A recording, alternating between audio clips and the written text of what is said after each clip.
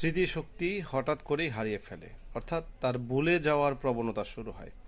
এটা আকস্মিকভাবে হতে পারে যে সে এতদিন সুস্থ ছিল, হঠাৎ করেই এমন মনে হচ্ছে যে সে সব কিছু ভুলে যাচ্ছে। এমনকি কোনো রোগ ভোগের পরে এরকম হতে পারে, অথবা কোনো দুশ্চিন্তাগ্রস্তি বা দুশ্চিন্তা থেকেও এরকম হতে পারে। অথবা অনেক বয়স্ক মানুষের দেখা যায় যে তারা মানে হঠাৎ করেই কোনো কিছু মনে করতে পারে না। অথবা এমন দেখা যায় যে আমাকে বাজারের কথা কিছু বলে দিল, বা আমি কোনো একটা বিষয় আমার এখনই মনে ছিল, হঠাৎ করেই আবার ভুলে গেছি। এই ধরনের লক্ষণ যদি কারো থাকে, এবং সেই ব্যক্তি যদি অনেক দুর্বল হয় বা ব্রেন মনে হচ্ছে তার ওইরকম ভালোভাবে কাজ করছে না, এই ধরনের কোনো লক্ষণ যদি তার মধ্যে থাকে, তাহলে হোমিওপ্যাথিতে একটি গুরুত্বপূর্ণ মেডিসিন রয়েছে।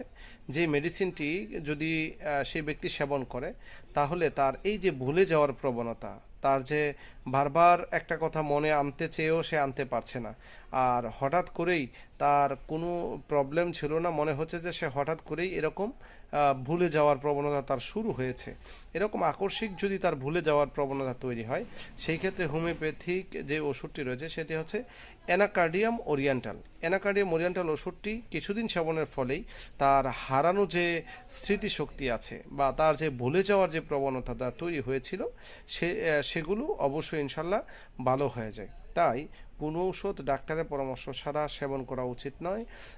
আপনার পার্শ্ববর্তী যে কোনো একজন হোমিওপ্যাথিক ডাক্তারের শরণাপন্ন হয়ে আপনার যে এই যে ভুলে যাওয়ার প্রবণতা তৈরি হয়েছে, সেই ব্যাপারে আলোচনা করে আপনি এই ওষুধটি সেবন করতে পারেন।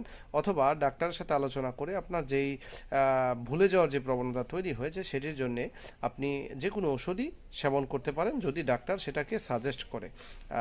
এজন্যে যে কোনো ওষুধ সেবনের পূর্বে অবশ্যই ডাক্তারের পরামর্শ নেওয়া জরুরি।